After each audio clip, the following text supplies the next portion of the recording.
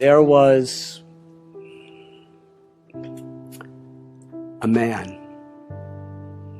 He lived in the 1920s, 1930s. His name was Easy Eddie. Easy Eddie was a super empowered attorney. And he was so good that he was hired by the Chicago Mafia, which was led in those days by someone named Al Capone. He was such a good lawyer. He knew the law so good, and he had so many connections, and he could manipulate things in such ways that no matter what charges they had on Al Capone or his people, they couldn't put any of them in jail. They couldn't convict him of anything. And because he was such a good lawyer, he was so valuable that the Mafia gave him enormous amounts of money. He had private airplanes. He had practically an entire city block of property with a beautiful mansion, the best of cars, the best of everything. And his son, he could do anything he wanted. But Easy Eddie was thinking, I've given my son everything. Everything money could buy. But there's one thing I haven't given my son. I haven't given him an example of a father that he could be proud of. And he thought about this for some time. And Easy Eddie came to the conclusion, the only way I could give my son a father with a legacy of a good name is I have to help the government put the Mafia in prison. Because the Mafia was killing people, and he was getting them off. Getting people addicted to drugs and alcohol, and he was getting them off. Extorting innocent little store owners who are struggling for their life, pay us so much a month or we're going to bomb your store. And they bomb them, and he was helping them. He helped the FBI. He testified. And many of the biggest people in the Mafia were put in prison. He knew full well that he would be killed for doing this. And one day he was riding in his car and another car came by and several people with machine guns filled his body with bullets and he laid on the street dead. He paid a very high price to give his son a father who he could be proud of. That's a high price. But for him it was worth it. Now I'm going to tell you another story. There was a man, he was in the United States Air Force during World War II. And he was on a battleship called the USS Lexington. And he took off from his ship with a squadron of other airplanes, maybe 6 or 7, to go fight against the Japanese. As they were flying in the sky, this person realized that someone on the ship forgot to put fuel in his tank.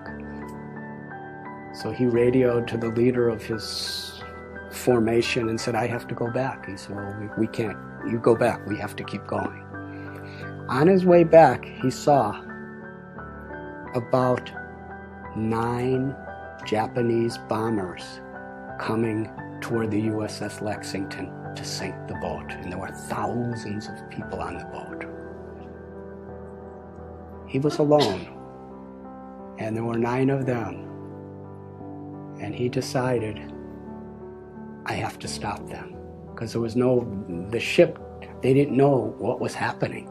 So he single-handedly charged at these 9 airplanes. They were shooting and shooting and shooting. And he actually had 2 of them fall into the ocean. And then he ran out of bullets. And they were shooting at him and attacking him. And he was so enthusiastic and so fearless that he was flying at these different planes that were shooting at him. And he was knocking off their wings. And finally, after 5 of the 9 sank, the other 4 thought, this man is completely crazy. Let's get out of here. And they all flew away.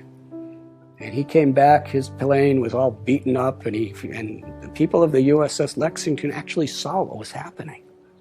But they weren't prepared. He was the first person in the US Air Force in World War II to get the US Congressional Medal of Honor, the highest award there is. His name was Butch O'Hare. And the airport in Chicago, O'Hare Airport, is named after him. He's considered one of the greatest heroes of American history because he was willing to sacrifice his own life for the higher cause of others.